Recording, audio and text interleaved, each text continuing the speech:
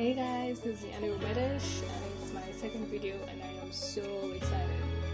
Drum roll please!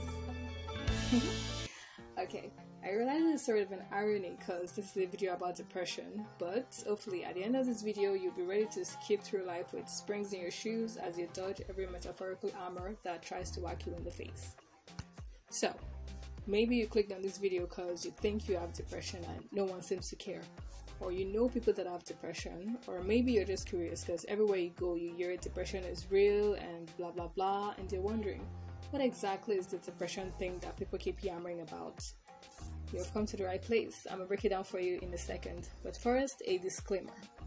Please note that none of what I'll be saying in this video or in any of the Medish videos is a substitute for professional medical advice. Please see a licensed healthcare professional if you need that. All of what I'll be saying is just general medical information gotten after some research and therefore educational purposes only. Okay, now that we're done with this serious bit, let's talk statistics. It might surprise you to hear that this total jerk called depression affects up to 7% of adults at any given time, and basically about 17% of people will experience it at some point in their lives. Women are apparently also more likely to have it than men, but obviously this doesn't mean men don't get it too. But contrary to popular opinion that depression just involves moping around and crying about what should have been, it might actually be more scientific than we think. According to the American Psychiatric Association, differences in some chemicals in the brain could make a person more prone to depression. So if you know someone that is battling with depression, instead of thinking they're overreacting and yelling at them to get their act together, try to help them get help instead. Now, depression usually has a lot of pretty obvious triggers that could range from the loss of a loved one to the loss of a job or maybe bad test scores or something. And it is certainly okay to feel bad if things like this happen, but medically, these feelings qualify as a depressive episode if they last for up to 2 weeks. But aside these seemingly major things that I just mentioned, there are some teeny tiny things also that most people overlook.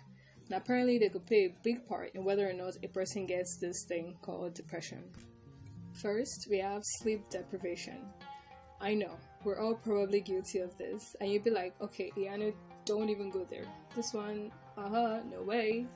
So you'd rather spend your nights randomly surfing the internet as you watch videos on how to shave a cat or how to become a rock star. And even if you're doing something seemingly more productive like studying, it is advised that long-term, adults should get between 7 to 9 hours of sleep. Disclaimer, do this at your own risk during exam week. So, take a hint from a beagle every other night and try to get some quality sleep. You'll wake up feeling much better, I assure you, and you'll probably even have more energy to face whatever bullets may come flying your way in the course of the day. Another factor is where you live, because apparently, people that live in urban areas are up to 39% more likely to get depression. I know, that's totally crazy. We're all doomed. No, we're not. Anyways, also birth control pills could have these feelings of depression as a side effect, and also sleeping pills too. There is also a sedentary lifestyle where you don't move around a lot. It could make you up to 25% more likely to get depression. And one of the most important of these overlooked factors is a social media overload, especially the types that are less interactive and more basically about us talking other people's lives. This is important because for people with a tendency to develop depression, a common factor is usually awkward social interactions, and by this I mean face-to-face interactions. And when said people spend a bulk of time on social media without interacting with real-life people, and developing realer and more substantial relationships, then these feelings of loneliness could get worse in the long run. Because on social media, everyone seems to have a better life than you, and even if you get to talk to them, you're not really talking to them because, do you have any idea how fake people can get on social media? So please, swap social media interactions for real life interactions when you can. And again, you may be thinking, Yanu, seriously? I am socially awkward. You just said it. I can't talk to real life people. Well, I say yes, you can, okay? And even if you can't, they say fake it till you make it. So get your ass out of the house and talk to that person, or any person, basically. Okay, fussy mode off. Now we move to our next point. Right, I like to say, again, if you're convinced you have depression, please see a doctor. Depression could be a symptom of other medical conditions like diabetes, heart disease, kidney diseases, and so on. So please see a doctor for a proper diagnosis. Don't just diagnose yourself and be done with it. Also, genetics and low self-esteem could be factors that contribute to having depression. However, it is not entirely clear whether you could have it just because a family member has it or has had it, or if it's because you probably share the same environmental conditions that cause depression in that family member.